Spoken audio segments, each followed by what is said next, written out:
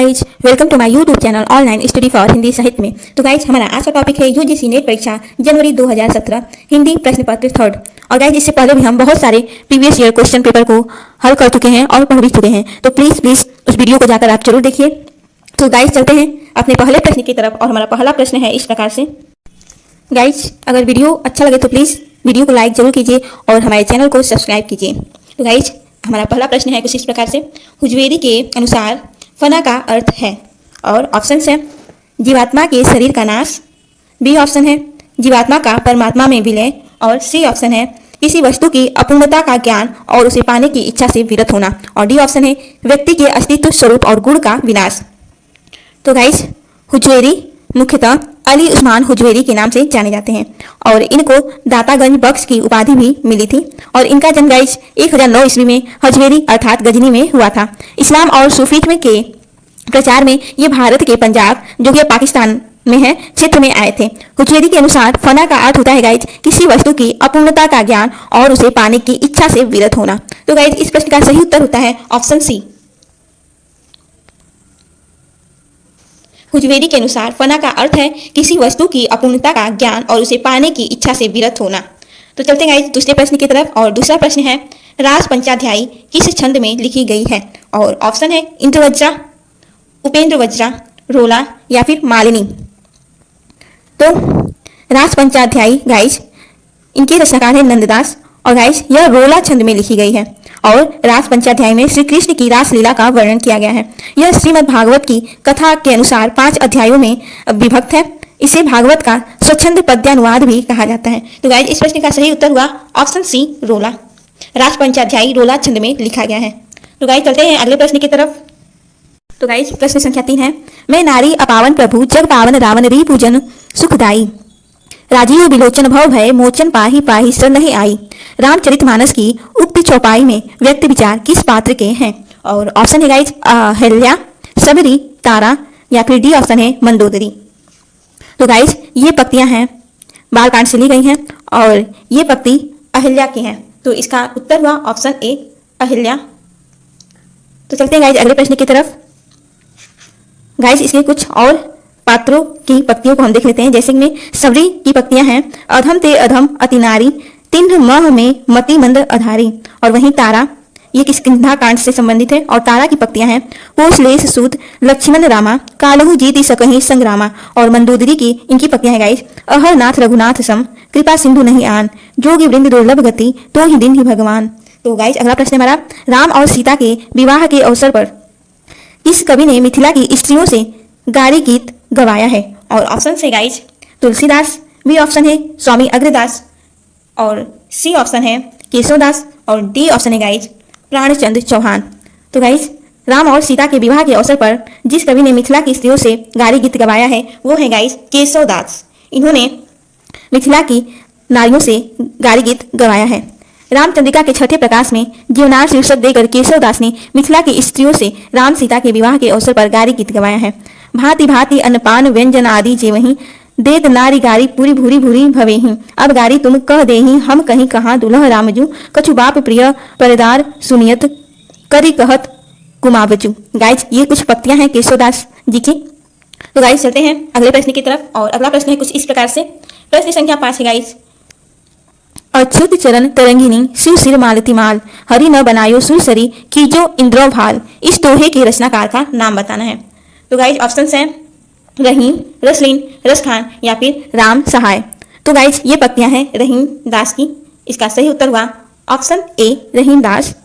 वही गाइस, रसलीन की पंक्तियां हैं तीर सैसो जोबन मिले भेद न जानियो जात, प्रात समय निशी ध्योस के ध्रुवो भात दर्शात, और रसखान की पंक्तियां गाइस केतक ही कलधौत के धाम, करिल के कुंजन ऊपर वारो। वहीं राम सहाय जी की पंक्तियां हैं वृंदावन बिहरत फिरे राधानंद किशोर, नीरद दामिनी जानी संग बोले डोले भोर।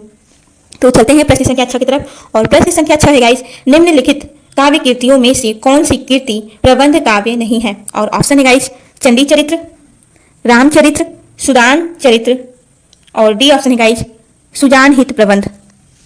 तो प्रबंध काव्य नहीं पूछा गया है, तो वो है गाइस ऑप्शन डी, सुजान हित प्रबंध। यह एक प्रबंध काव्य नहीं है। और चंडी चरित्र रामचरित, सुजान चरित, ये सभी प्रबंध काव्य हैं। तो चलते हैं अगले प्रश्न की तरफ और प्रश्न संख्या 7 है गाइस। लिखन बैठे जाकी सभी गही गही गर्भ गरुड़ भय न केते जगत के चतुर चितीरे कूर। इस दोहे में सभी शब्द का क्या अर्थ है? और ऑप्शन दिए गए हैं। चित्र नायिका के समान, बी ऑप्शन है काल्पनिक चित्र, सी ऑप्शन है आदर्श चित्र और डी ऑप्शन है मनोनुकूल चित्र। तो गाइस इसमें जो सखी शब्द है उसका अर्थ है गाइस चित्र नायिका के समान। इस प्रश्न का सही उत्तर हुआ ऑप्शन ए। गाइस ये जो दोहा ऊपर लिखा गया है यह बिहारी जी का दोहा है और इसमें आया सभी शब्द अरबी का सभी है, जिसका अर्थ हम लोगों ने देखा चित्र नायिका के समान। तो चलते हैं गाइस अगले प्रश्न की तरफ और प्रश्न संख्या 8 है। गीति संग्रह के रचनाकार कौन है? और ऑप्शन ए है श्रुति मिश्र, बी ऑप्शन रसनिधि, सी ऑप्शन रसिक गोविंद, डी ऑप्शन श्रीपति। तो गाइस गीति संग्रह के रचनाकार हैं रसनिधि। इस प्रश्न का सही उत्तर हुआ ऑप्शन बी रसनिधि। वहीं श्रुति मिश्र इनकी रचनाओं का नाम है रसरस, नक्सिक, काव्य सिद्धांत और रसिक गोविंद की रचनाओं का नाम है अष्टदेश भाषा और समय प्रबंध और श्रीपति की रचनाओं का नाम है काव्य सरोज, रस सागर, अलंकार गंगा। तो चलते हैं अगले प्रश्न की तरफ और प्रश्न है शकुंतला नाटक किसकी रचना है? और ऑप्शन है जसवंत सिंह, राम, निवाज या फिर नागरीदास। तो गाइस इसको हम एक ट्रिक से भी याद कर सकते हैं कि शकुंतला नाटक से बाज नहीं आती। तो इस प्रश्न का सही उत्तर गाइस आप लोग को पता चल ही गया होगा। इसका आंसर होगा ऑप्शन सी निवाज और ट्रिक है शकुंतला नाटक से बाज नहीं आती, अर्थात शकुंतला नाटक जो रचना है इसके रचनाकार हो गए निवाज। तो चलते हैं अगले प्रश्न की तरफ और प्रश्न संख्या 10 है। सुर सागर के पदों का भावानुसरण करते हुए किस कवि ने कृष्ण के जीवन का चित्रण किया है? और ऑप्शन है ब्रजवासीदास, बी ऑप्शन रामचरण दास, सी ऑप्शन मंचित और डी ऑप्शन प्रेम सखी। तो सुर सागर के पदों का भावानुसरण करते हुए कृष्ण के जीवन का जिस कवि ने चित्रण किया है गाइस वो है ब्रजवासीदास। ब्रजवासीदास ने सुर सागर के पदों का भावानुसरण करते हुए कृष्ण के जीवन का चरित्र चित्रण किया है। तो चलते हैं गाइस अगले प्रश्न की तरफ और प्रश्न अगला है हमारा 11 नंबर का है। निम्नलिखित में से जगन्नाथ दास रत्नाकर की कौन सी रचना नहीं है? और ऑप्शन है हिंडोला, गंगा अवतरण, भ्रमरदूत, उद्धव शतक। तो गाइस हिंडोला ये भी जगन्नाथ दास रत्नाकर जी की रचना है, गंगा अवतरण भी रत्नाकर जी की रचना है और उद्धव शतक भी रत्नाकर जी की रचना है। लेकिन जो भ्रमरदूत है गाइस ऑप्शन सी भ्रमरदूत ये रत्नाकर जी की रचना नहीं है, बल्कि यह सत्यनारायण कवि रत्न की रचना है। तो चलते हैं अगले प्रश्न की तरफ और प्रश्न संख्या 12 है। निम्नलिखित में से कौन सा काव्य संग्रह शमशेर बहादुर सिंह का नहीं है? और ऑप्शन ए है कुछ कविताएं, बी ऑप्शन कुछ और कविताएं, सी ऑप्शन आज अभी आंखों से और डी ऑप्शन काल तुमसे होड़ है मेरी। तो शमशेर बहादुर सिंह का जो रचना नहीं है गाइस वह है आज अभी आंखों से। यह शमशेर बहादुर सिंह जी का रचना नहीं है। और कुछ कविताएं इसके रचनाकार है शमशेर बहादुर सिंह, कुछ और कविताएं और काल तुमसे होड़ है मेरी, ये गाइस शमशेर बहादुर सिंह जी की काव्य संग्रह है। तो चलते हैं अगले प्रश्न की तरफ और अगला प्रश्न है कहाँ हो ए हमारे प्राण प्यारे, इधर तुम छोड़कर हमको पधारे, बुढ़ापे में यह दुख भी देखना था, इसी को देखने को मैं बचा था। ये काव्य पंक्तियां किस कवि की है? और ऑप्शन है guys Pratap Narayan Mishra, B option है अंबिका दत्त व्यास, सी ऑप्शन है भारतेंदु हरिश्चंद्र और डी ऑप्शन है उपाध्याय बद्री नारायण चौधरी। तो गाइस ये पंक्तियां हैं भारतेंदु हरिश्चंद्र जी की। इसका सही उत्तर हुआ ऑप्शन सी भारतेंदु हरिश्चंद्र। एक बार फिर से सुन लीजिए। कहाँ हो ए हमारे प्राण प्यारे, इधर तुम छोड़कर हमको पधारे, बुढ़ापे में यह दुख भी देखना था, इसी को देखने को मैं बचा था। गाइस ये काव्य पंक्तियां हैं भारतेंदु हरिश्चंद्र जी की। वही गाइस प्रताप नारायण मिश्र जी की पंक्तियां हैं।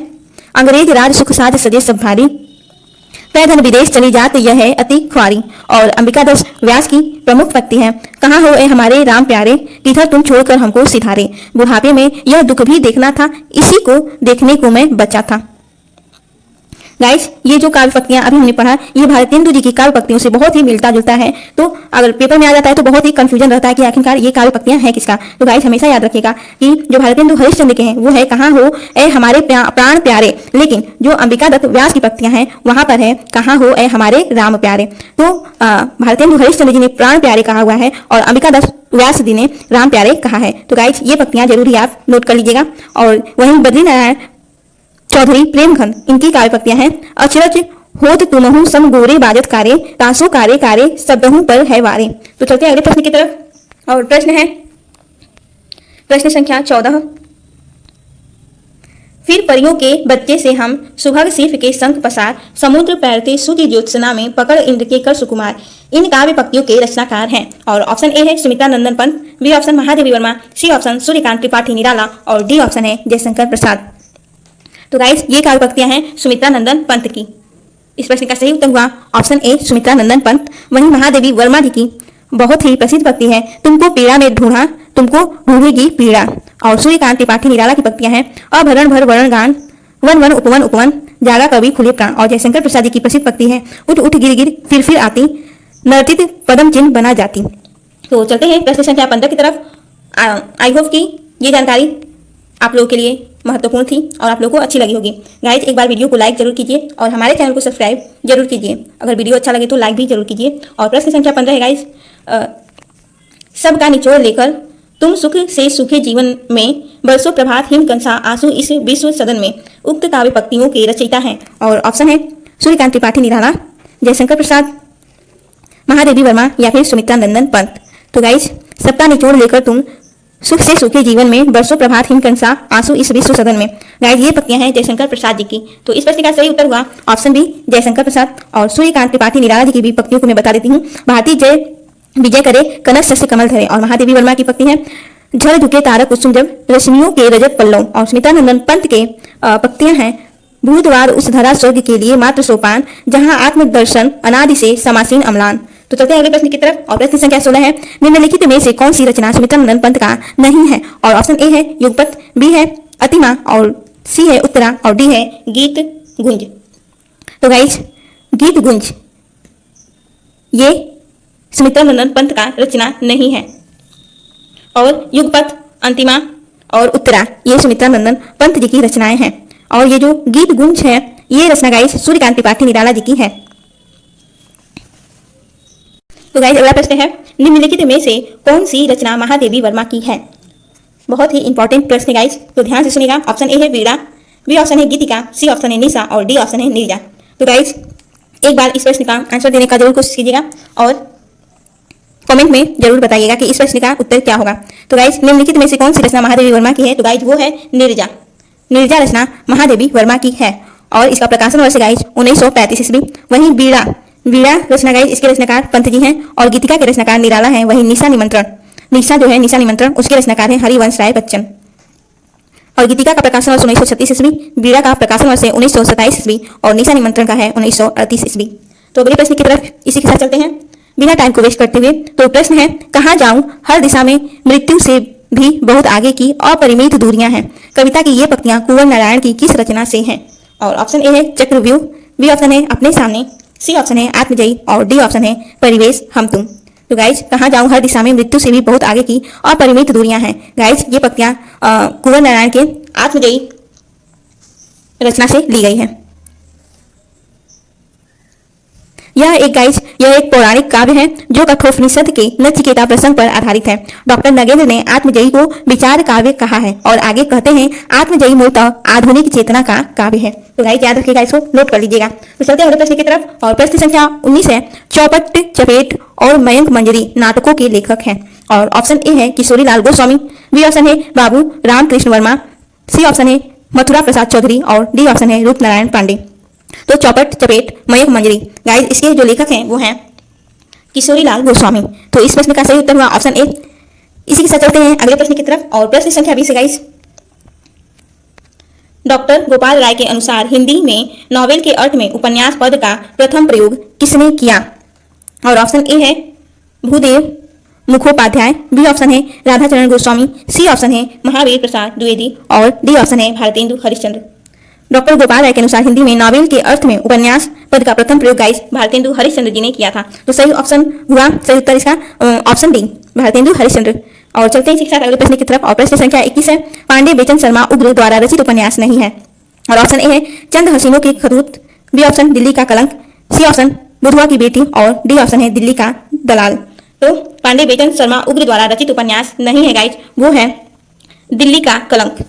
यह पांडे बेचन शर्मा द्वारा लिखित रचना नहीं है। तो चलते हैं अगले प्रश्न की तरफ। और प्रश्न संख्या 22 है गाइस दिल्ली का कलंक, इसके रचनाकार हैं ऋषभ चरण जैन। तो चलते हैं अगले प्रश्न की तरफ और प्रश्न संख्या 22 है, कर्नाटक कबीलों के जीवन यथार्थ के विविध पक्षों पर आधारित उपन्यास है। और ऑप्शन ए है कोई अजनबी नहीं, नरक कुंड में वास, कब तक पुकारूं, किस्सा गुलाम। तो गाइस कर्नाटक कबीलों के जीवन के यथार्थ विविध पक्षों पर आधारित उपन्यास है कब तक पुकारूं। तो इस प्रश्न का सही उत्तर होगा ऑप्शन सी, कब तक पुकारूं। यह कर्नाटक कबीलों के जीवन यथार्थ के विविध पक्षों पर आधारित उपन्यास है।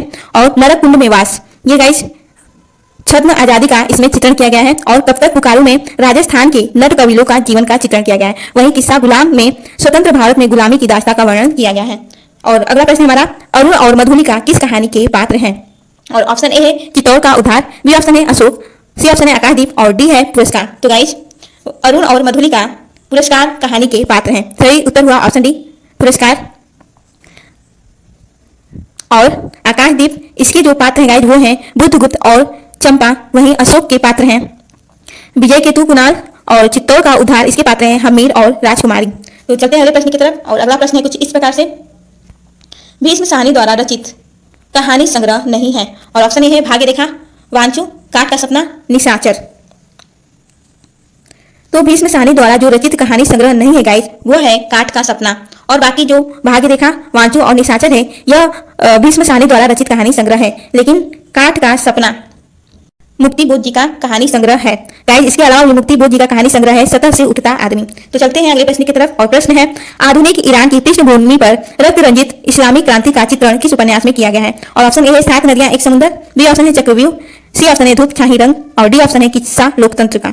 तो गाइस आधुनिक ईरान की पृष्ठभूमि पर रक्त रंजित इस्लामिक क्रांति का चित्रण 7 नदियां एक समुद्र उपन्यास में किया गया है। तो इसका सही उत्तर हुआ ऑप्शन ए, 7 नदियां एक समुद्र। चलते हैं अगले प्रश्न की तरफ और प्रश्न है, जैनेन्द्र कुमार द्वारा रचित कहानी संग्रह नहीं है। और ऑप्शन ए है इंसान के खंडहर, बी ऑप्शन है नीलम देश की राजकन्या, सी ऑप्शन है पाजेब और डी ऑप्शन है वातायन। तो जैनेन्द्र कुमार द्वारा रचित कहानी संग्रह नहीं है गाइस, वह है इंसान के खंडहर। इंसान के खंडहर गाइस ये है इला चंद्र जोशी जी का कहानी संग्रह। और बाकी जो बचा है पाजेब, नीलम देश की राजकन्या, वातायन, यह रचनाएं जैनेन्द्र कुमार द्वारा रचित कहानी संग्रह है। तो अगला प्रश्न है कुछ इस प्रकार से, प्रश्न संख्या 27 है, वैदिक सूक्तों के गरिमा में उद्गम से लेकर लोकगीतों के महासागर तक जिस अविच्छिन्न प्रवाह की उपलब्धि होती है उस भारतीय भावधारा का मैं स्नातक हूँ। उपयुक्त विचार विद्यानिवास मिश्र ने अपने किस निबंध संग्रह की भूमिका में लिखे हैं। और ऑप्शन ए है देश, धर्म और साहित्य, बी ऑप्शन है पीपल के बहाने, सी ऑप्शन है चितवन की छां और डी ऑप्शन है सीरीज की याद आई। तो गाइस यह काव्य पंक्तियां ली गई हैं चितवन की छां से। तो इस प्रश्न का सही उत्तर होगा ऑप्शन सी, चितवन की छां। सन 1953 ईस्वी में विद्यानिवास मिश्र का पहला निबंध संग्रह चितवन की छां प्रकाशित हुआ था। इसकी भूमिका में इन्होंने खुद ही कहा हुआ है कि वैदिक सूक्तों के गरिमा में उद्गम से लेकर लोकगीतों के महासागर तक जिस अविच्छिन्न प्रवाह की उपलब्धि होती है उस भारतीय भावधारा का मैं स्नातक हूँ। मेरी मान्यताओं का वही शाश्वत आधार है। मैं रेती में अपनी डोंगी नहीं चलाना जानता और न जमीन के ऊपर बने रुंधे तालाबों में छप्पोरी खेलना चाहता हूँ। तो चलते हैं अगले प्रश्न की तरफ और प्रश्न संख्या 28 गाइस, अज्ञे ने शेखर के संदर्भ में अपने किस निबंध में स्वीकार किया है कि जियां क्रिस्टोफ के अनवरत आत्मशोध और आत्म साक्षात्कार का जो चित्र रोला ने प्रस्तुत किया है उससे कुछ अवश्य प्रेरणा मिली। और ए ऑप्शन है अद्यतन, बी है आत्मनेपद, सी है त्रिशंकु, डी है धार और किनारे। तो गाइस अज्ञे ने शेखर के संदर्भ में अपने आत्मनेपद निबंध में स्वीकार किया है कि जियां क्रिस्टोफ के अनवरत आत्मशोध और आत्म साक्षात्कार का जो चित्र रोला ने प्रस्तुत किया है उससे कुछ अवश्य प्रेरणा मिली है। तो इस प्रश्न का सही उत्तर होगा गाइस आत्मनेपद। चलते हैं अगले प्रश्न की तरफ और अगला प्रश्न है प्रश्न संख्या 29, आज इस पराजय की बेला में सिद्ध हुआ झूठी सी सारी अनिवार्यता भविष्य की केवल कर्म सत्य है। मानव जो करता है इसी समय उसी में निहित है भविष्य। युग युग तक का अंधा युग नाटक का उक्त संवाद इस अंश से उद्धृत है। और ए ऑप्शन है कौरव नगरी, बी ऑप्शन है गांधारी का सांप, सी ऑप्शन है प्रभु की मृत्यु और डी ऑप्शन है पशु का उदय। तो गाइस यह जो ऊपर पंक्तियां दी गई हुई हैं ये पशु का उदय अंक से लिया गया है। और वहीं कौरव नगरी गाइस ये जो पंक्तियां हैं इसके जो कथनकार है वो हैं वृद्धयाचक। वहीं कौरव नगरी में विदुर के द्वारा कहा गया पक्ति है मर्यादा मत तोड़ो, तोड़ी हुई मर्यादा कुचले हुए अजगर सी गुंजालिका में कौरव वंश को लपेटकर सूखी लकड़ी सा तोड़ डालेगी और गांधारी का साथ में विदुर ने ही ये पंक्तियां कही हुई है। छोड़ दिया केवल भ्रूण हत्या का साप, उसे दिया और उसने मणि ले ली। और प्रभु की मृत्यु अंक में युयोत्सु ने ये पंक्तियां कही हुई हैं। होगी होगी बधिकों की मुक्ति प्रभु के मरण से, किंतु रक्षा कैसे होगी अंधे युग में मानव भविष्य की। तो चलते हैं अगले प्रश्न की तरफ। और प्रश्न हमारा अगला है, समझदारी आने पर यौवन चला जाता है, जब तक माला गूंथी जाती है फूल कुम्हला जाते हैं। जयशंकर प्रसाद कृत चंद्रगुप्त नाटक का उक्त संवाद किस पात्र द्वारा बोला गया है। तो गाइज जाहिर सी बात है ये पंक्तियां चाणक्य के द्वारा कही गई हैं और चंद्रगुप्त के द्वारा जो पंक्तियां कही गई हैं वो है, जागरण का अर्थ है कर्म क्षेत्र में अवतीर्ण होना और कर्म क्षेत्र क्या है, जीवन संग्राम। और दंडायन की जो पंक्तियां हैं वो है, जिस वस्तु को मनुष्य दे वही एकता, उसे लेने की स्पर्धा से बढ़कर दूसरा दम्भ नहीं। और सिंहरण की पंक्तियां हैं, विद्यार्थी और कुचक्र असंभव, ये तो वही कर सकते हैं जिनके हाथ में अधिकार हो। तो चलते हैं अगले प्रश्न की तरफ। और प्रश्न संख्या 31 है, काव्य शोभाया कर्तारो धर्म गुणा, यह किस आचार्य की उक्ति है। और ऑप्शन ए है मम्मट, बी है वामन, सी है आनंदवर्धन और डी ऑप्शन है विश्वनाथ। तो गाइज ये पंक्तियां हैं वामन की, सही उत्तर है ऑप्शन बी वामन। तो चलते हैं गाइज अगले प्रश्न की तरफ। और प्रश्न संख्या 32 है गाइज, जहां समानार्थक विशेषणों से प्रस्तुत के वर्णन द्वारा अप्रस्तुत का बोध कराया जाए वहां कौन सा अलंकार होता है। और ए ऑप्शन है समासुक्ति, बी ऑप्शन है सहोक्ति, सी ऑप्शन है विनुक्ति और डी ऑप्शन है व्यतिरेक। तो गाइज जहां समानार्थक विशेषणों से प्रस्तुत के वर्णन द्वारा अप्रस्तुत का बोध कराया जाए गाइज वहां पर समासुक्ति अलंकार होता है। तो इसका सही उत्तर हुआ ऑप्शन ए समासुक्ति। वही गाइज जहां पर बहुत सी बातों का कथन एक साथ किया जाता है वहां पर सहोक्ति अलंकार होता है। और जहां एक के अभाव में दूसरे पदार्थ शोभित अथवा अशोभित कहा जाता है वहां पर विनुक्ति अलंकार होता है। और व्यतिरेक अलंकार वहां होता है जहां पर उपमेय को उपमान से श्रेष्ठ बताया जाए और उसका कारण भी दिया जाए, गाइस वहां पर व्यतिरेक अलंकार होता है। तो चलते हैं अगले प्रश्न की तरफ। और प्रश्न संख्या 33 है, मैं साहित्य को मनुष्य की दृष्टि से देखने का पक्षपाती हूँ, यह किस आचार्य की उक्ति है। और ऑप्शन ए है महावीर प्रसाद द्विवेदी, बी ऑप्शन है रामचंद्र शुक्ल, सी ऑप्शन है हजारी प्रसाद द्विवेदी और डी ऑप्शन है नंद दुलारे वाजपेयी। तो गाइस मैं साहित्य को मनुष्य की दृष्टि से देखने का पक्षपाती हूँ, यह कथन के उक्तिकार हैं हजारी प्रसाद द्विवेदी। सही उत्तर हुआ guys option C Hazari Prasad Dwivedi ji ने इन पंक्तियों को कहा हुआ है। तो चलते हैं इसी के साथ अगले प्रश्न की तरफ। और प्रश्न संख्या 34 है, निम्नलिखित में से किस आचार्य ने अलंकार को काव्य की आत्मा मानकर रस का महत्व गौड़ कर दिया। और ऑप्शन है भामह, बी ऑप्शन है वामन, सी ऑप्शन है विश्वनाथ और डी ऑप्शन है आनंदवर्धन।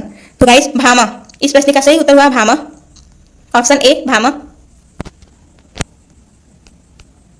और गाइस भामह अलंकार संप्रदाय के प्रवर्तक भी माने जाते हैं और अलंकार संप्रदाय का प्राचीनतम ग्रंथ है काव्य अलंकार और इसके लेखक भामह हैं। भामह के मत से काव्य का प्राण या आत्मा अलंकार है, अलंकार का सब कुछ वक्रोक्ति है। भामह ने रस और भाव के स्वतंत्र अस्तित्व को नहीं स्वीकारा, भामह ने रस का समावेश अलंकारों में ही किया है और इस प्रकार भामह ने काव्य की आत्मा अलंकार को माना और रस का महत्व गौर कर दिया। और हमारा अगला प्रश्न है, जब वक्रोक्ति वक्ता की कंठ ध्वनि पर आश्रित होती है तब उसे क्या कहा जाता है। और ऑप्शन ए है सभंग श्लेष वक्रोक्ति, बी ऑप्शन है अभंग श्लेष वक्रोक्ति, सी ऑप्शन है काकु वक्रोक्ति और डी ऑप्शन है प्रहेलिका। तो गाइस इस प्रश्न का सही उत्तर है काकु वक्रोक्ति। इस प्रश्न का सही उत्तर हुआ ऑप्शन सी काकु वक्रोक्ति। जब वक्रोक्ति की कंठ ध्वनि पर आश्रित होती है या कंठ ध्वनि के कारण वाक्य का दूसरा अर्थ निकले वहां पर काकु वक्रोक्ति अलंकार होता है। वहीं पे सभंग और श्लेष वक्रोक्ति वहां पर होता है जहां श्लिष्ट पदों के अनेक टुकड़े करके भिन्न भिन्न अर्थ निकाले जाए और अभंग पद या श्लेष वक्रोक्ति वहां पर होता है गाइस जहां श्लिष्ट पदों का बिना खंड किए अन्य अर्थ निकाला जाए। तो चलते हैं अगले प्रश्न की तरफ। और प्रश्न संख्या 36 गाइस, इनमें से कौन सा ग्रंथ आचार्य भामह का है। और ऑप्शन ए है काव्यालंकार, काव्यारस, सी ऑप्शन है ध्वन्यालोक और डी ऑप्शन है साहित्य दर्पण। तो गाइस हमने अभी पढ़ा कि काव्यालंकार इस ग्रंथ के आचार्य हैं भामह, अभी ऊपर ही हम लोगों ने पढ़ा। तो गाइस एक बार फिर से जो हमने पीछे पढ़ा हुआ था एक बार फिर से उसको दोहरा लेते हैं। और काव्यालंकार के आचार्य हैं भामह, वहीं काव्यादर्श के आचार्य दंडी हैं ध्वन्यालोक आनंदवर्धन और साहित्य दर्पण विश्वनाथ का। अलंकार सार संग्रह यह ग्रंथ उद्भट का है और काव्यालंकार सूत्रवृत्ति वामन जी का है और काव्यालंकार गाइस यह ग्रंथ है रुद्रट का। और गाइस काव्यालंकार हमेशा ध्यान रखिए यह भामह और रुद्रट दोनों का ही ग्रंथ है और काव्य मीमांसा राजशेखर का है, वहीं ध्वन्यालोक लोचन अभिनव गुप्त का है और व्यक्ति विवेक महिम भट्ट जी का है, वहीं काव्य प्रकाश मम्मट का है और अलंकार सर्वस्व यह ग्रंथ है लुयक का। तो गाइस हमारा अगला प्रश्न है, स्वाधीनता प्राप्ति के अवसर पर लिखी गई निम्नलिखित कविता किस कवि की है। और कविता है, मुक्त गगन है मुक्त पवन है मुक्त सांस गर्वीली लांग सात लांबी सदियों को हुई श्रृंखला ढीली, टूटी नहीं कि लगा अभी तक उपनिवेश का दाग, बोल तिरंगे तुझे उड़ाऊं या कि जगाऊं आग। गाइस बताना है कि यह कविता किस कवि का है और ऑप्शन है माखनलाल चतुर्वेदी, बी ऑप्शन है रामधारी सिंह दिनकर, सी ऑप्शन है बालकृष्ण शर्मा नवीन और डी ऑप्शन है सोहनलाल द्विवेदी। तो गाइस इस प्रश्न का सही उत्तर हुआ ऑप्शन ए, यह कविता है गाइस माखनलाल चतुर्वेदी जी का। एक बार फिर से सुनिए गाइस, मुक्त गगन है मुक्त पवन है मुक्त सांस गर्वीली, लांग सांस लांबी सदियों को हुई श्रृंखला ढीली, टूटी नहीं कि लगा अभी तक उपनिवेश का दाग, बोल तिरंगे तुझे उड़ाऊं या कि जगाऊं आग। तो इसी के साथ चलते हैं अगले प्रश्न की तरफ और प्रश्न है कुछ इस प्रकार से। प्रश्न संख्या 38, निम्नलिखित में कौन प्रपद्यवादी कवि नहीं है और ऑप्शन ए है नलिन बिलोचन शर्मा, केसरी कुमार, सी ऑप्शन है नरेश और डी ऑप्शन है गिरिजा कुमार माथुर। तो गाइस नलिन बिलोचन शर्मा, केसरी कुमार और नरेश यह प्रपद्यवादी कवि हैं, जबकि गिरिजा कुमार माथुर यह प्रपद्यवादी कवि नहीं है। गाइस नलिन बिलोचन शर्मा, केसरी कुमार, नरेश इनको नकेलवादी भी कहा जाता है और प्रपद्यवाद के प्रवर्तन नलिन बिलोचन शर्मा ने किया था 1956 ईस्वी में और इसमें 3 प्रमुख कवि जो कि हैं नलिन बिलोचन शर्मा, केसरी कुमार और नरेश, ये सभी बिहार से थे। इन्हीं तीनों के नाम पर प्रपद्यवाद को नकीनवाद भी कहा जाता है। तो गाइस चलते हैं अगले प्रश्न की तरफ और गाइस इस प्रश्न का सही उत्तर हुआ ऑप्शन डी, प्रपद्यवादी कवि नहीं है, वो हैं गिरिजा कुमार माथुर। और ऊपर की जो तीनों ऑप्शन है नलिन बिलोचन शर्मा, केसरी कुमार, नरेश, यह सभी प्रपद्यवाद को नकीनवाद भी कहा जाता है। तो ये सभी प्रपद्यवादी कवि हैं। तो चलते हैं अगले प्रश्न की तरफ और प्रश्न है, कविता तो कवि की आत्मा का आलोक है, उसके हृदय का रस है जो बाहर की वस्तु का अवलंब लेकर फूट पड़ती है, यह कथन किसका है और ऑप्शन ए है जयशंकर प्रसाद, बी ऑप्शन है नरेश मेहता, सी ऑप्शन है रामधारी सिंह दिनकर और डी ऑप्शन है कुंवर नारायण। तो गाइस यह कथन है रामधारी सिंह दिनकर जी का। इस प्रश्न का सही उत्तर हुआ ऑप्शन सी, रामधारी सिंह दिनकर। वहीं दिनकर जी की एक और पंक्तियां हैं, कविता मस्तिष्क की नहीं हृदय की राह है। और इसके अलावा भी गाइस कुछ पंक्तियां याद आ रहा है, जैसे कि इनका एक और कथन है, चिंतन की अपेक्षा कर्म सत्य के अधिक समीप होता है। और एक और पंक्ति है, नई कविता का मंसूबा सूत्र शैली में बोलने का मंसूबा है। तो गाइस चलते हैं अगले प्रश्न की तरफ। और प्रश्न संख्या 40 है, निम्नलिखित में से कौन सा नाटक प्रेमचंद के प्रसिद्ध उपन्यास पर आधारित है और ए ऑप्शन है श्वेत कमल, बी ऑप्शन है युगे युगे क्रांति, सी ऑप्शन है सूरदास और डी ऑप्शन है बंदिनी। तो गाइस प्रेमचंद के प्रसिद्ध उपन्यास पर आधारित नाटक है सूरदास। प्रश्न का उत्तर हुआ ऑप्शन सी, सूरदास। इसी के साथ गाइस सूरदास का जो प्रकाशन वर्ष है वो है 1997। तो चलते हैं अगले प्रश्न की तरफ और प्रश्न संख्या 41 है, भक्तमाल में दिए गए रामानंद के प्रथम 4 शिष्यों का सही अनुक्रम क्या है और गाइस ऑप्शन ए है सुखानंद, नरहरियानंद, अनंतानंद, सुशुरानंद, बी ऑप्शन है अनंतानंद, सुखानंद, सुशुरानंद, नरहरियानंद और सी ऑप्शन है सुशुरानंद, अनंतानंद, नरहरियानंद, सुखानंद, डी ऑप्शन है सुखानंद, सुशुरानंद, नरहरियानंद और अनंतानंद। तो भक्त काल में रामानंद जी के 12 शिष्य दिए गए हैं, जिनका क्रम गाइस कुछ इस प्रकार से है। सबसे पहले आते हैं अनंतानंद, उसके बाद सुखानंद, उसके बाद सुशुरानंद, उसके बाद नरहरियानंद और फिर भावानंद, पीपा, कबीर, सेन, धन्ना, रैदास, पद्यावती और सुश्री। तो गाइस इस प्रश्न का सही उत्तर जाता है ऑप्शन बी, अनंतानंद, सुखानंद, सुशुरानंद और नरहरियानंद। तो चलते हैं अगले प्रश्न की तरफ और प्रश्न है, आचार्य हजारी प्रसाद द्विवेदी के अनुसार निम्नलिखित संप्रदायों का सही अनुक्रम क्या है और ए ऑप्शन है ब्रह्म संप्रदाय, संकादी संप्रदाय, श्री संप्रदाय, रुद्र संप्रदाय, बी ऑप्शन है संकादी संप्रदाय, ब्रह्म संप्रदाय, रुद्र संप्रदाय और श्री संप्रदाय, सी ऑप्शन है श्री संप्रदाय, ब्रह्म संप्रदाय, रुद्र संप्रदाय, संकादी संप्रदाय और डी ऑप्शन है रुद्र संप्रदाय, श्री संप्रदाय, ब्रह्म संप्रदाय और संकादी संप्रदाय। तो गाइस हजारी प्रसाद द्विवेदी ने हिंदी साहित्य की भूमिका में कुछ इस प्रकार से इनका क्रम लिखा हुआ है। जैसे पहले नंबर पर आता है श्री संप्रदाय, दूसरे नंबर पे ब्रह्म संप्रदाय, उसके बाद रुद्र संप्रदाय, संकादी संप्रदाय, राधा वल्लभी संप्रदाय, गुरु नानक और भक्तगण सूफी साधना का आविर्भाव। तो गाइस इस प्रश्न का सही उत्तर होता है ऑप्शन सी, श्री संप्रदाय, फिर ब्रह्म संप्रदाय, रुद्र संप्रदाय और संकादी संप्रदाय। तो चलते हैं अगले प्रश्न की तरफ और प्रश्न संख्या 43 है, कालक्रम की दृष्टि से निम्नलिखित काव्य कृतियों का सही अनुक्रम है और ए ऑप्शन है अंग दर्पण, मीरा वारिस, व्यंग्यार्थ कौमुदी, मधुर प्रिया, व्यंग्यार्थ कौमुदी, अंग दर्पण, मधुर प्रिया, विरह वारिस, सी ऑप्शन है मीरा वारिस, मधुर प्रिया, अंग दर्पण, व्यंग्यार्थ कौमुदी और डी ऑप्शन है मधुर प्रिया, अंग दर्पण, व्यंग्यार्थ कौमुदी और विरह वारिस। तो गाइस अंग दर्पण इसका जो कालक्रम है वो है 1737 ईस्वी, वहीं विरह वारिस का 1775 ईस्वी और व्यंग्यार्थ कौमुदी का 1825 ईस्वी और मधुर प्रिया का 1800 से देखिए गाइस 1875 के आसपास है मधुर प्रिया का प्रकाशन वर्ष।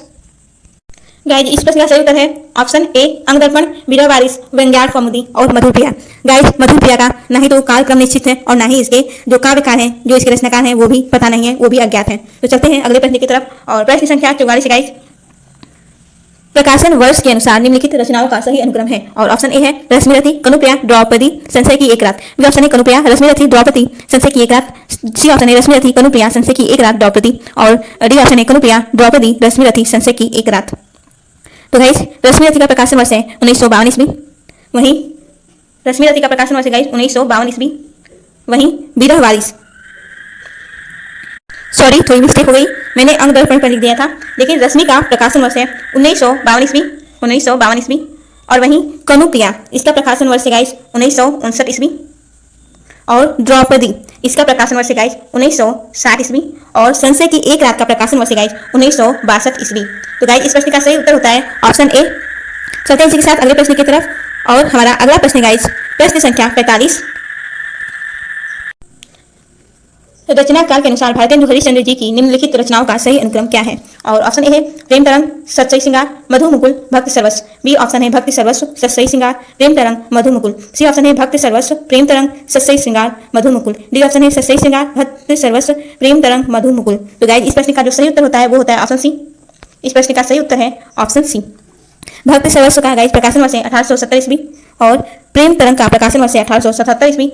वहीं सतसई श्रृंगार का प्रकाशन वर्ष है गाइस 1880 ईस्वी और मधु मुकुल का प्रकाशन वर्ष है 1881 ईस्वी। तो चलते हैं अगले प्रश्न की तरफ और प्रश्न है प्रकाशन वर्ष के अनुसार निम्नलिखित प्रबंध काव्यों का सही अनुक्रम है। और ऑप्शन ए है उर्वशी, विष्णुप्रिया, आत्मजयी, लोकायतन। बी ऑप्शन है आत्मजयी, उर्वशी, लोकायतन, विष्णुप्रिया। सी ऑप्शन है विष्णुप्रिया, उर्वशी, लोकायतन, आत्मजयी और डी ऑप्शन है लोकायतन, उर्वशी, आत्मजयी, विष्णुप्रिया। तो गाइस इस प्रश्न का जो सही उत्तर होता है, सही क्रम है वो है विष्णुप्रिया। इसका प्रकाशन वर्ष गाइस 1952 ईस्वी। वहीं उर्वशी का प्रकाशन वर्ष 1961 ईस्वी, लोकायतन का प्रकाशन वर्ष 1964 ईस्वी और आत्मजयी का गाइस प्रकाशन वर्ष 1965 ईस्वी। तो गाइस चलते हैं अगले प्रश्न की तरफ और प्रश्न संख्या 47 है। जन्म काल के अनुसार निम्नलिखित कवियों का सही अनुक्रम है। और ऑप्शन ए है राजकमल चौधरी, श्रीकांत वर्मा, केदारनाथ सिंह, धूमिल। बी ऑप्शन है श्रीकांत वर्मा, केदारनाथ सिंह, राजकमल चौधरी, धूमिल। सी ऑप्शन है केदारनाथ सिंह, राजकमल चौधरी, धूमिल, श्रीकांत और डी ऑप्शन है धूमिल, श्रीकांत वर्मा, केदारनाथ सिंह और राजकमल चौधरी। तो गाइस राजकमल चौधरी इनका जन्म काल है गाइस 1929 ईस्वी, 1929 ईस्वी। और वहीं श्रीकांत वर्मा का जन्म समय है 1931 ईस्वी और केदारनाथ सिंह इनका जन्म काल है गाइस 1934 ईस्वी और धूमिल का जन्म काल है 1936 ईस्वी। तो इस प्रश्न का सही उत्तर हुआ ऑप्शन ए राजकमल चौधरी, श्रीकांत वर्मा, केदारनाथ सिंह और धूमिल। तो चलते हैं अगले प्रश्न की तरफ और प्रश्न संख्या 48 है। जन्म काल की दृष्टि से निम्नलिखित निबंधकारों का सही अनुक्रम है। और ऑप्शन ए है बालकुमार गुप्त, श्याम सुंदर दास, सरदार पूर्ण सिंह, गुलाब राय। बी ऑप्शन है गुलाब राय, सरदार पूर्ण सिंह, श्याम सुंदर दास, बालकुमार गुप्त। सी ऑप्शन है श्याम सुंदर दास, सरदार पूर्ण सिंह, बालकुमार गुप्त, गुलाब राय। डी ऑप्शन है सरदार पूर्ण सिंह, श्याम सुंदर दास, गुलाब राय और बालकुमार गुप्त। तो गाइस बालकुमार गुप्त का जन्म काल है 1865 ईस्वी और श्याम सुंदर दास का जन्म काल है 1875 ईस्वी। वहीं सरदार पूर्ण सिंह जी का जन्म काल है गाइस 1881 ईस्वी और गुलाब राय का जन्म काल है 1888 ईस्वी। तो गाइस इस प्रश्न का सही उत्तर हुआ ऑप्शन ए बालकुमार गुप्त, श्याम सुंदर दास, सरदार पूर्ण सिंह और गुलाब राय। तो अगले प्रश्न की तरफ चलते हैं और हमारा अगला प्रश्न है जन्म काल के अनुसार निम्नलिखित उपन्यासकारों का सही अनुक्रम है। और ऑप्शन ए है यशपाल, हजारी प्रसाद द्विवेदी, अज्ञेय, रांगे, राघव। बी ऑप्शन है हजारी प्रसाद द्विवेदी, अज्ञेय, रांगे, राघव, यशपाल। सी ऑप्शन है अज्ञेय, रांगे, राघव, यशपाल, हजारी प्रसाद द्विवेदी। डी ऑप्शन है रांगे, राघव, यशपाल, हजारी प्रसाद द्विवेदी, अज्ञेय। तो गाइस यशपाल इनका जन्म काल गाइस 1903 ईस्वी और हजारी प्रसाद द्विवेदी जी का जन्म काल है 1907 ईस्वी और अज्ञेय का जन्म काल है गाइस 1911 ईस्वी और रांगे राघव इनका जन्म काल है 1923 ईस्वी। तो गाइस इस प्रश्न का भी सही उत्तर हुआ ऑप्शन ए यशपाल, हजारी प्रसाद द्विवेदी, अज्ञेय और रांगे राघव। तो चलते हैं अगले प्रश्न की तरफ और प्रश्न संख्या 50 है। प्रकाशन वर्ष के अनुसार निम्नलिखित कहानी संग्रहों का सही अनुक्रम है। और ऑप्शन ए है शरणार्थी, ठुमरी, सतह से उठता आदमी, शोभा यात्रा। बी ऑप्शन है शोभा यात्रा, शरणार्थी, ठुमरी, सतह से उठता आदमी। सी ऑप्शन है सतह से उठता आदमी, शोभा यात्रा, शरणार्थी, ठुमरी। डी ऑप्शन है ठुमरी, शोभा यात्रा, शरणार्थी, सतह से उठता आदमी। तो गाइस शरणार्थी इसका प्रकाशन वर्ष है 1948 ईस्वी, शरणार्थी का प्रकाशन वर्ष 1948 ईस्वी और ठुमरी का प्रकाशन वर्ष गाइस 1959 ईस्वी और 17 से उठता आदमी इसका प्रकाशन वर्ष है गाइस 1971 ईस्वी और शोभा यात्रा का प्रकाशन वर्ष है 1981 ईस्वी। इस प्रश्न का भी सही उत्तर हुआ ऑप्शन ए शरणार्थी ठुमरी 17 से उठता आदमी शोभा यात्रा। तो चलते हैं अगले प्रश्न की तरफ और प्रश्न संख्या 51 है गाइस। जन्म काल के अनुसार निम्नलिखित नाटककारों का सही अनुक्रम है और ऑप्शन ए है शंकर शेष, मोहन राकेश, भीष्म साहनी, हरि कृष्ण प्रेमी। बी ऑप्शन है मोहन राकेश, भीष्म साहनी, शंकर शेष, हरि कृष्ण प्रेमी। सी ऑप्शन है भीष्म साहनी, हरि कृष्ण प्रेमी, शंकर शेष, मोहन राकेश। और डी ऑप्शन है हरि कृष्ण प्रेमी, भीष्म साहनी, मोहन राकेश और शंकर शेष। तो गाइस हरि कृष्ण प्रेमी इनका जन्म समय है 1908 ईस्वी, भीष्म साहनी का 1915 ईस्वी, मोहन राकेश का 1925 ईस्वी और शंकर शेष का 1933 ईस्वी। तो गाइस सही उत्तर होता है ऑप्शन डी हरि कृष्ण प्रेमी, भीष्म साहनी, मोहन राकेश और शंकर शेष। चलते हैं अगले प्रश्न की तरफ और प्रश्न संख्या 52 है गाइस। प्रकाशन वर्ष के अनुसार निम्नलिखित निबंध संग्रहों का सही अनुक्रम है और ऑप्शन ए है मराल, विकलांग, श्रद्धा का दौर, अद्यतन, अंगद का पांव। बी ऑप्शन है विकलांग, श्रद्धा का दौर, अद्यतन, अंगद का पांव, मराल। सी ऑप्शन है अंगद का पांव, अद्यतन, विकलांग, श्रद्धा का दौर और मराल। और डी ऑप्शन है अद्यतन, अंगद का पांव, मराल, विकलांग और श्रद्धा का दौर। तो गाइस अंगद का पांव इसका प्रकाशन वर्ष है गाइस 1958 ईस्वी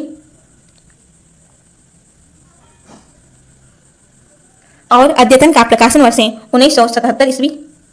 वहीं विकलांग श्रद्धा का दौर का प्रकाशन वर्ष है गाइस 1980 ईस्वी और मराल का प्रकाशन वर्ष है 1993 ईस्वी।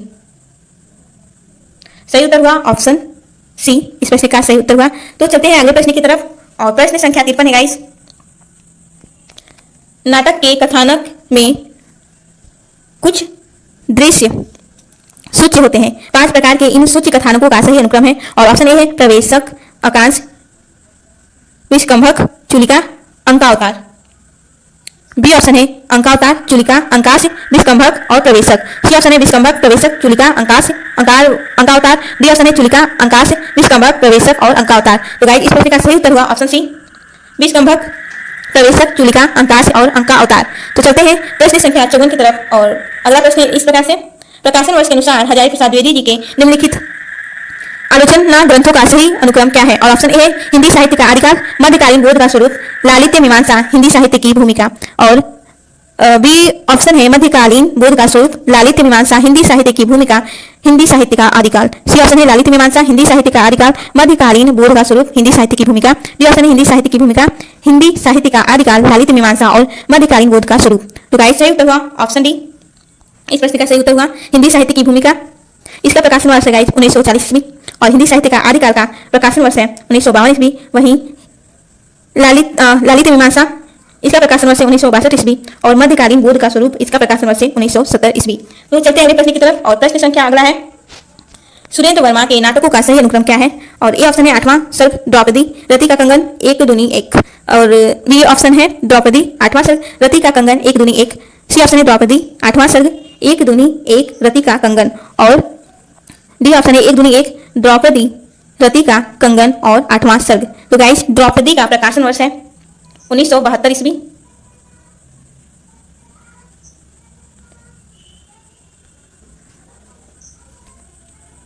गाइस 8वां सर्ग का 1976 ईस्वी और एक दूनी एक का प्रकाशन वर्ष है गाइस 1927 ईस्वी। एक दूनी एक का प्रकाशन वर्ष है 1927 ईस्वी, द्रौपदी का प्रकाशन वर्ष 1972 ईस्वी, 8वां सर्ग का प्रकाशन वर्ष है 1976 ईस्वी और रति का कंगन का प्रकाशन वर्ष है 2011 ईस्वी। सही उत्तर हुआ ऑप्शन सी, इस प्रश्न का सही उत्तर हुआ। प्रश्न संख्या 56 से 15 तक के प्रश्नों को कथन के रूप में दिया गया है और इनको स्थापना और तर्क में दिया गया है और हमको विकल्प को छाट करके इसके उत्तर को बताना है। तो गाइस एक बार आपसे रिक्वेस्ट है कि अगर वीडियो पसंद आए और आपके लिए हेल्पफुल लगे तो प्लीज वीडियो को लाइक करना और हमारे चैनल को सब्सक्राइब करना न भूलिएगा और साथ साथ में बेल आइकन को भी प्रेस जरूर कीजिएगा। तो गाइस चलिए स्टार्ट करते हैं हमारा प्रश्न संख्या 56। तो गाइस प्रश्न है स्थापना दिया गया है, जहाँ व्यक्ति जीवन का लोक जीवन में लय हो जाता है वही भाव की पवित्र भूमि है। और इसके तर्क दिए गए गाइस, इसलिए कविता में विश्व हृदय का यह आभास कविता की यथार्थवादी अवस्था है। तो गाइज आपको बता दें कि जो स्थापना दिया गया है वो तो सही है, लेकिन इसका तर्क है वो गलत दिया गया है। और गाइज ऑप्शन दिए गए हैं दोनों सही, बी ऑप्शन है दोनों गलत, सी ऑप्शन है ए गलत और आर सही और डी ऑप्शन है ए सही और आर गलत। तो गाइज हमारा सही उत्तर हुआ ऑप्शन डी, इस प्रश्न का सही उत्तर हुआ ऑप्शन डी, ए सही है, लेकिन जो इसका तर्क दिया गया है वो गलत यहाँ पर दिया गया है। गाइस आपकी जानकारी के लिए बता दें कि जहां व्यक्ति अपने व्यक्तिगत जीवन को लोक के जीवन में समाहित कर देता है या लोक के मंगल में लीन होकर स्व का भान नहीं करता, वहीं पर भाव की पवित्र भूमि होती है। कविता में विश्व हृदय का आभास यथार्थवादी अवस्था नहीं है, बल्कि कविता में लोक का सत्य चित्रण या ऐसे कहें कि हूबहू चित्रण ही यथार्थवादी अवस्था होता है, मात्र आभास नहीं होता है। इसीलिए इसका रीजन जो दिया गया है वो वहां पर गलत दिया गया है। तो गाइस चलते अगले प्रश्न की तरफ, और प्रश्न संख्या 57 है गाइस। वीडियो अच्छी लगे तो प्लीज वीडियो को लाइक और हमारे चैनल को सब्सक्राइब जरूर कीजिएगा। तो गाइस प्रश्न संख्या 57 है। स्थापना दिया गया है, काव्य का आनंद लोकोत्तर और अनिर्वचनीय होता है। ये बिल्कुल सही कहा जा रहा है और तर्क है, क्योंकि रस को ब्रह्मानंद का समानार्थी कहा गया है। गाइस यहाँ पर ये भी बात सही कहा जा रहा है और ऑप्शन दिए गए हैं। ए ऑप्शन है दोनों सही, बी ऑप्शन है दोनों गलत, सी ऑप्शन है ए गलत आर सही और डी ऑप्शन है ए सही आर गलत। तो गाइस यहाँ पर दोनों ही बातें सही कही जा रही हैं, तो यहाँ पर ऑप्शन ए इस प्रश्न का सही उत्तर हुआ। तो चलते हैं अगले प्रश्न की तरफ, और प्रश्न संख्या 58 है गाइस। स्थापना दिया गया है, रस ज्ञान द्वारा ग्राह्य होता है। ये बिल्कुल गलत है और इसका जो तर्क दिया गया है, क्योंकि हृदय की अनुभूति के साथ उसकी बौद्धिक सत्ता भी होती है। तो गाइस आपने देखा ही है, यहाँ पर जितने भी ऑप्शन दिए गए हैं सारे के सारे सेम दिए गए हैं। तो गाइस इस प्रश्न का सही हमारा उत्तर होता है ऑप्शन सी, क्योंकि इसका स्थापना गलत है और इसका जो तर्क दिया गया है, रीजन दिया गया है, वो भी यहाँ पर गलत है। तो इस प्रश्न का सही उत्तर हुआ ऑप्शन सी। यहाँ पर दोनों ही बातें गलत कही गई हैं, क्योंकि रस को ज्ञान से नहीं बल्कि संवेदना और भाव से ग्रहण हम करते हैं, और जहाँ हृदय की वास्तविक अनुभूति होती है वहाँ बुद्धि की सत्ता नहीं होती। अनुभूति संवेदना आधारित और बौद्धिकता तर्क पर आधारित होता है, इसीलिए दोनों ही यहाँ पर बातें गलत कही गई हैं। तो चलते हैं नेक्स्ट क्वेश्चन की तरफ, और नेक्स्ट क्वेश्चन है गाइस। स्थापना दिया गया है और कहा जा रहा है स्थापना में, छाया व उत्तर कविता विचार प्रधान काव्य है। बिल्कुल भी गलत बात है ये, क्योंकि छाया और उत्तर कविता मात्र विचार प्रधान काव्य नहीं है, उसमें सामाजिक चेतना और भावबोध, संवेदना और यथार्थवाद को भी अपने परिवार में शामिल किया गया है। और इसका तर्क दिया गया है, क्योंकि उसमें कवि की निजी संवेदना अनुभवों को अभिव्यक्त होने का अवसर नहीं मिला। गाइस यहाँ पर यह भी बात बिल्कुल गलत कहा जा रहा है। छायादोत्तर कविता में प्रयोगवाद जरूर बौद्धिकता और विचार प्रधान काव्य को वरीयता देता है। विचार प्रधान काव्य में भी कवि को निजी संवेदनाओं को अभिव्यक्त करने का अवसर मिलता है गाइस। तो यहाँ पर यह भी गलत कहा जा रहा है। तो इस प्रश्न का गाइस सही उत्तर हुआ ऑप्शन ए। यहाँ पर ए और जो आर तर्क दिया गया है वो दोनों का दोनों ही गलत है। तो चलते हैं अगले प्रश्न की तरफ, और प्रश्न संख्या 60 है गाइस। स्थापना दिया गया है, कला माध्यम के द्वारा कलाकार सत्य को सुंदर बनाकर निजत्व की उपलब्धि करता है। ये बात बिल्कुल गलत है, वो अपने निजत्व का उपलब्धि नहीं करता गाइस। कला के माध्यम से कलाकार सत्य को सुंदर बनाकर निजत्व की उपलब्धि नहीं करता, बल्कि कला की उपलब्धि करता है और कला को जन कल्याण का मार्ग भी बनाता है। और इसका तर्क दिया जा रहा है, क्योंकि सत्य कलाकार की संचित पूंजी होती है, सौंदर्य सृजन उसका व्यापार और लोक मंगल का प्रसार उसकी उपलब्धि है। गाइस ये बात बिल्कुल भी सही कहा जा रहा है। तो यहाँ पर जो आंसर होगा गाइस, इस प्रश्न का सही आंसर होगा गाइस ऑप्शन सी। इसका स्थापना गलत दिया गया है, लेकिन इसका जो रीजन है वो बिल्कुल सही दिया गया है। तो चलते हैं अगले प्रश्न की तरफ गाइस, और प्रश्न है, इसका स्थापना दिया गया है, काव्य सौंदर्य भाव और कला की एकात्मिति में है।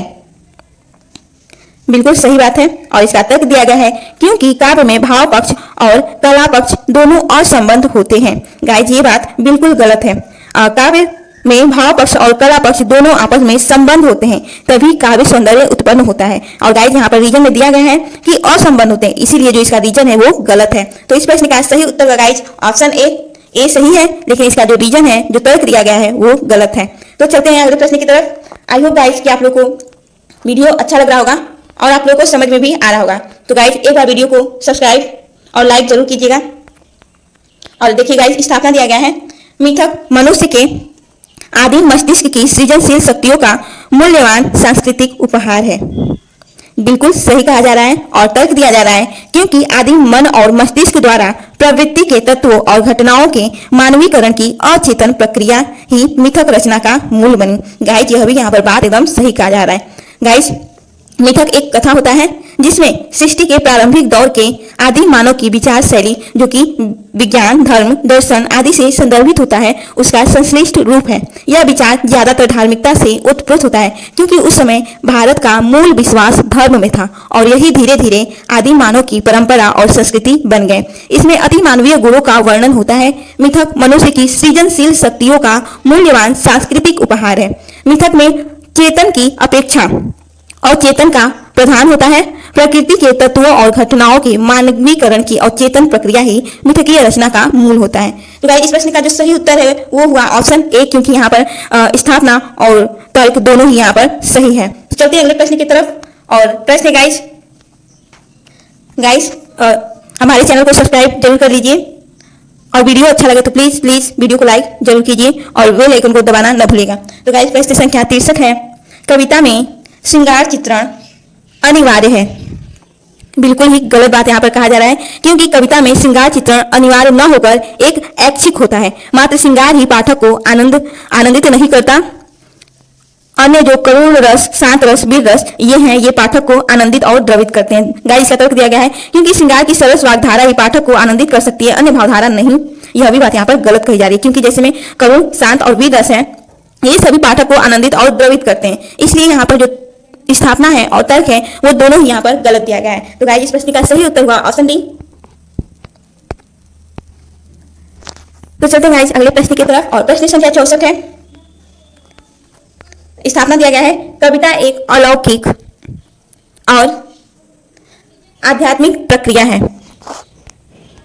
गाइस, यहाँ पर यह भी बात बिल्कुल गलत कहा जा रहा है और तर्क दिया गया है, इसी कारण छायावादी कवियों ने सामाजिक नैतिकताओं की उपेक्षा की। गाइस, यह भी बात बिल्कुल यहाँ पर गलत कही जा रही है। छायावादी काव्य आत्मनिष्ठा के साथ सामाजिक जीवन से प्रतिबद्ध रहा है और कविता अलौकिक और आध्यात्मिक ही नहीं बल्कि लौकिक प्रक्रिया भी है। कविता में जीवन का लौकिक पक्ष भी आ सकता है या होता है। अतः गाइस, यहाँ पर दोनों ही बातें गलत कही जा रही हैं। तो गाइस, इस प्रश्न का सही उत्तर हुआ ऑप्शन सी। तो चलते हैं गाइस अगले प्रश्न की तरफ। और अगला प्रश्न गाइस, प्रश्न संख्या 65, स्थापना दिया गया है, छायावादी काव्य आत्मनिष्ठा के कारण अहमवादी बन गया। यह भी बिल्कुल गलत कहा जा रहा है और इसका रीजन दिया जा रहा है, इसी कारण छायावादी कविता ने सामाजिक नैतिकताओं की उपेक्षा की। तो गाइस, यहाँ पर दोनों ही बातें गलत कही गई हैं, क्योंकि छायावादी काव्य आत्मनिष्ठा के साथ सामाजिक जीवन से प्रतिबद्ध रहा और यह अहमवादी नहीं बल्कि रहस्यवादी बन गया। यह आत्म केंद्रित होकर आध्यात्मिकता की ओर अग्रसर हुआ। छायावादी कवियों ने सामाजिक नैतिकता की उपेक्षा नहीं की। तो गाइस, यहाँ पर जो दोनों दिया गया है स्थापना और तर्क, वो दोनों ही बातें गलत है। तो इस प्रश्न का सही उत्तर हुआ गाइस ऑप्शन सी। तो चलते हैं नेक्स्ट क्वेश्चन की तरफ। तो क्वेश्चन है गाइस, निम्नलिखित काव्य पंक्तियों को उनके रचनाकारों के साथ सुमेलित कीजिए। और गाइस, सूची 1 के ऑप्शंस दिए गए हैं। निम्नलिखित सूची 1 के ऑप्शन से गाइस, जे ही पंखी के नियर हुई करे बिरह के बाद, सोई पंखी जाई जरी तरीवर हुई निपात। और बी ऑप्शन है, सब हमको सपने हूं में सोच, जा जिनते बिछुरे नंद नंदन ता दिनते यह पूछ। और सी ऑप्शन है, अब जीवन की है कपि आस न कोई, कनगुरिया की मुंदरी कंगना होए। और डी ऑप्शन है, जिभिया ऐसी बावरी कही गई सड़क पताल, आप ही कहीं भीतर रही जूती खात कपाल। और गाइस, सूची 2 के ऑप्शन हैं, तुलसीदास, नंददास, सूरदास, जायसी और रहीम। तो गाइस, आपको बता दें कि जो ऑप्शन ए है, जे ही पंखी के नियर होई करे बिरह के बाद, सोई पंखी जायरी तरीवर होई निपात। गाइस, यह पंक्तियां हैं जायसी की। तो इसका सही उत्तर हुआ ऑप्शन 4 में, ए का 4 से मिलाएंगे, जो कि ये पंक्तियां हैं गाइस जायसी की। वही गाइस, जो बी ऑप्शन है, हमको सपने हूं में सोच, जा दिनते बिछुरे नंद नंदन ता दिनते यह पूछ। गाइस, ये पंक्तियां हैं सूरदास की। और अगले पंक्ति की तरफ चलते हैं, ऑप्शन सी की तरफ। अब जीवन की है कपि आस न कोई, तन गुड़िया की मुंदरी कंगना होए। गाइस, यह पंक्ति है तुलसीदास जी की। तो इसको हम मिला देते हैं ऑप्शन ए में।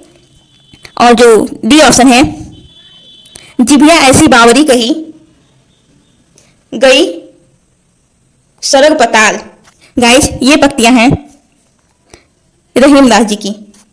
तो गाइस, इसको हम मिलाएंगे।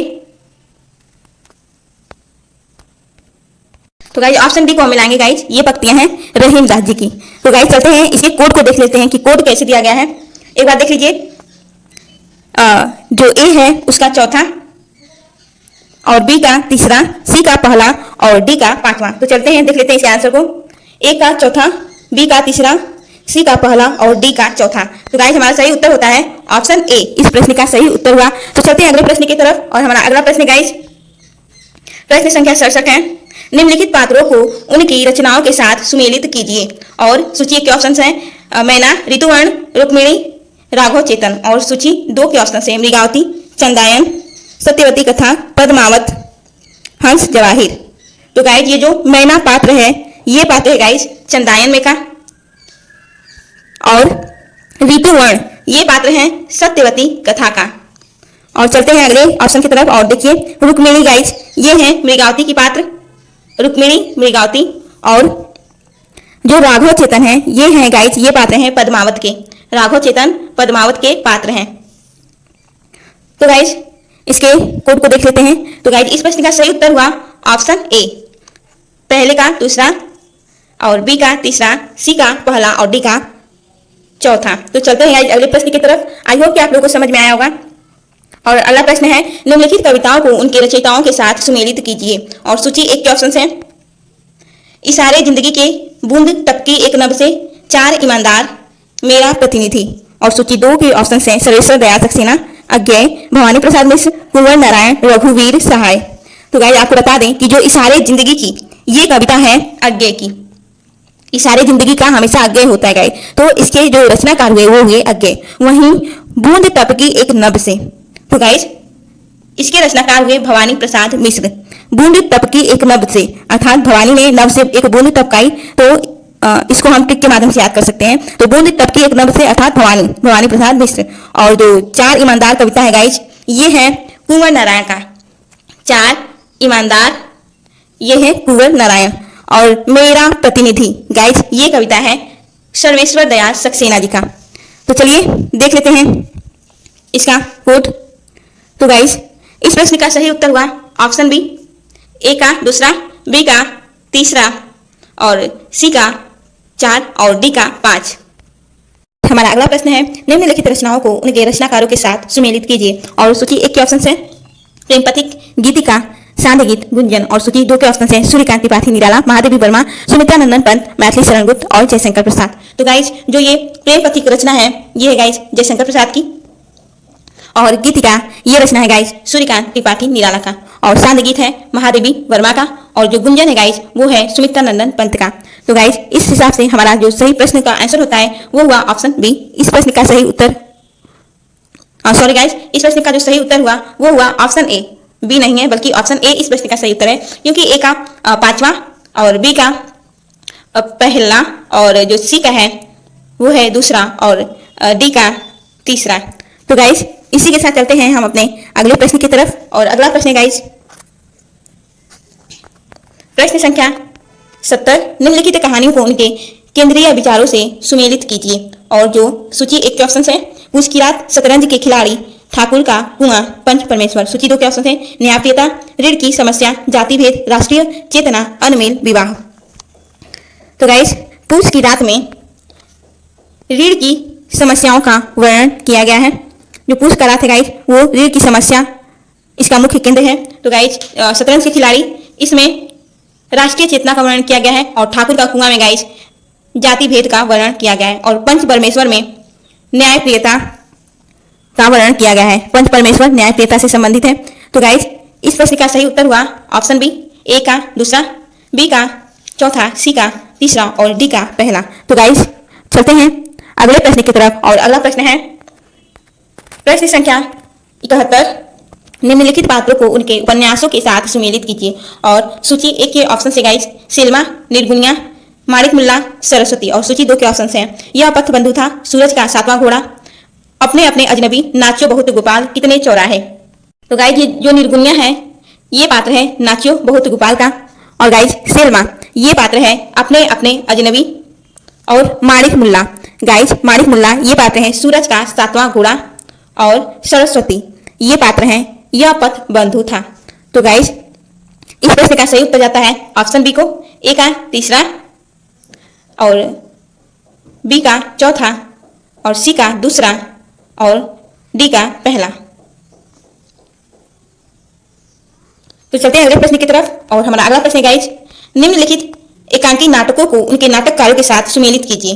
और गाइज सूची एक के ऑप्शंस हैं रेशमी ताई, लाटरी, पर्दे के पीछे, रीढ़ की हड्डी। और सूची दो के ऑप्शंस हैं उदय शंकर भट्ट, भुवनेश्वर प्रसाद, उपेंद्र नाथ अश्क, रामकुमार वर्मा, जगदीश चंद्र माथुर। गाइज रेशमी ताई के एकांकी कार है गाइज रामकुमार वर्मा। और लॉटरी, गाइज लॉटरी के एकांकीकार हैं भुवनेश्वर प्रसाद। वहीं पर्दे के पीछे इसके उपन्यासकार हैं गाइज उदय शंकर भट्ट। और रीढ़ की हड्डी इसके एकांकीकार हैं गाइज जगदीश चंद्र माथुर। तो गाइज इस प्रश्न का सही उत्तर हुआ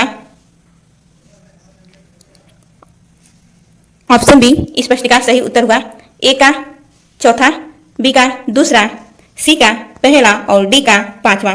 तो गाइज चलते हैं अगले प्रश्न की तरफ। प्रश्न संख्या 73 है, निम्नलिखित पात्रों को उनकी कहानियों के साथ सुमेलित कीजिए। और गाइज सूची एक के ऑप्शंस हैं चंपा बुधगुप्त, आलोपी बंशीधर, सिरचंद मानू, बाबा भारती खड़क सिंह। और सूची दो के ऑप्शन है नमक का दरोगा, ठेस, हार की जीत, आकाशदीप, ताई।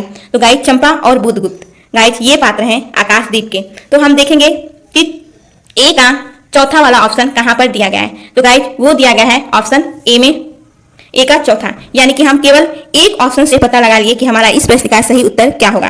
तो गाइज पहले का चौथा हो गया, वहीं जो बी है आलोपी बंशीधर, गाइज ये पात्र हैं नमक का दरोगा। तो आप देख सकते हैं बी का पहला। वहीं सिरचंद और मानू, गाइज ये पात्र हैं ठेस के। तो देख सकते हैं सी का दूसरा। और बाबा भारती और खड़क सिंह, गाइज ये पात्र हैं हार की जीत का। तो गाइज इस प्रश्न का हमारा सही उत्तर हो गया ऑप्शन ए। तो आशा करती हूँ कि आप लोग को समझ में आया होगा। तो चलते हैं अगले प्रश्न की तरफ। और गाइज प्रश्न संख्या 74 है, निम्नलिखित सिद्धांतों को उनके सिद्धांतकारों के साथ सुमेलित कीजिए। और गाइज सूची एक के ऑप्शन है वक्रोक्ति सिद्धांत, रीति सिद्धांत, औचित्य सिद्धांत, ध्वनि सिद्धांत। सूची दो के ऑप्शन है क्षेमेंद्र, आनंदवर्धन, कुंतक, वामन, भरत। तो गाइज आई होप कि ये प्रश्न आप लोग कर लेंगे, क्योंकि इससे पहले भी हम लोगों ने पिछले क्लासों में इस प्रश्न को कम से कम 3 से 4 बार तो हम लोगों ने इस प्रश्न को कर ही लिया है। तो मुझे पूरा विश्वास है कि आप लोग इस प्रश्न का उत्तर जरूर दे देंगे। तो गाइज जो वक्रोक्ति सिद्धांत है ये सिद्धांत है आचार्य कुंतक का। वहीं रीति सिद्धांत है गाइज वामन का। और औचित्य सिद्धांत गाइज ये इसके सिद्धांतकार हैं आचार्य क्षेमेंद्र। और ध्वनि सिद्धांत है गाइज आनंदवर्धन का। वही गाइज भरत मुनि के सिद्धांत का नाम है रस सिद्धांत। तो गाइज इस प्रश्न का जो सही उत्तर हुआ वो हुआ ऑप्शन सी, ए का तीसरा, बी का चौथा, सी का पहला और डी का दूसरा। तो गाइज चलते हैं अगले प्रश्न की तरफ। और अगला प्रश्न है प्रश्न संख्या 75, जयशंकर प्रसाद के नाट्य गीतों को उनके गाने वाले पात्रों के साथ सुमेलित करना है। तो गाइज ये हमारा आज का अंतिम प्रश्न है। और देखिए सूची के ऑप्शन हैं अरुण यह मधुमेह देश हमारा, बी है हिमाद्री, तुंग श्रृंग से प्रबुद्ध शुद्ध भारती। और सी ऑप्शन है तुम कनक किरण से अंतराल में लुप छिप कर चलते हो क्यों। डी ऑप्शन है आह वेदना मिली विदाई। और सूची दो के ऑप्शन है गाइज मालविका, देवसेना, कार्नेलिया, अलका, राक्षस। तो गाइज हमको देखना है कि कौन से पंक्ति को किसने कहा है या कौन से गीत को किसने गाया है। तो गाइज अरुण यह मधुमेह देश हमारा, गाइज इस नाट्य गीत के को जिसने गाया है वो है कार्नेलिया। तो इसको हम मिला देंगे ऑप्शन 3 में। और जो बी वाला है हिमाद्री तुंग श्रृंग से प्रबुद्ध शुद्ध भारती, गाइज यह नाट्य गीत गाया है अलका ने। तो इसको हम मिला देंगे ऑप्शन 4 में। और जो सी ऑप्शन है तुम कनक किरण के अंतराल में लुप छिपकर चलते हो क्यों, गाइज ये नाट्य गीत की पंक्तियां इसके कहने वाले हैं राक्षस। तो इसको मिला देंगे ऑप्शन 5 में। और आह वेदना मिली विदाई, गाइज यह जो पंक्तियां कही गई हैं यह कही गई हैं देवसेना से। तो इसको मिला देंगे ऑप्शन 2 में। तो गाइज अब देख लेते हैं इस प्रश्न का कोड सही कौन सा होगा। तो ए का तीसरा, बी का चौथा, सी का पांचवा और डी का दूसरा। तो चलते हैं कोड को देख लेते हैं। तो गाइज ए का तीसरा, बी का चौथा, सी का पांचवा और डी का दूसरा। तो इसका आंसर होगा guys option D. I hope guys कि आज का क्लास आप लोग को बहुत ही अच्छा लगा होगा और आपके लिए काफ़ी ज़्यादा हेल्पफुल रहा होगा। तो गाइज वीडियो अच्छा लगा हो तो प्लीज़ वीडियो को लाइक करना ना भूलेगा और हमारे चैनल को सब्सक्राइब जरूर कीजिए ऐसे ही वीडियो को देखने के लिए। तो गाइज मिलते हैं अगले वीडियो में, तब तक के लिए धन्यवाद।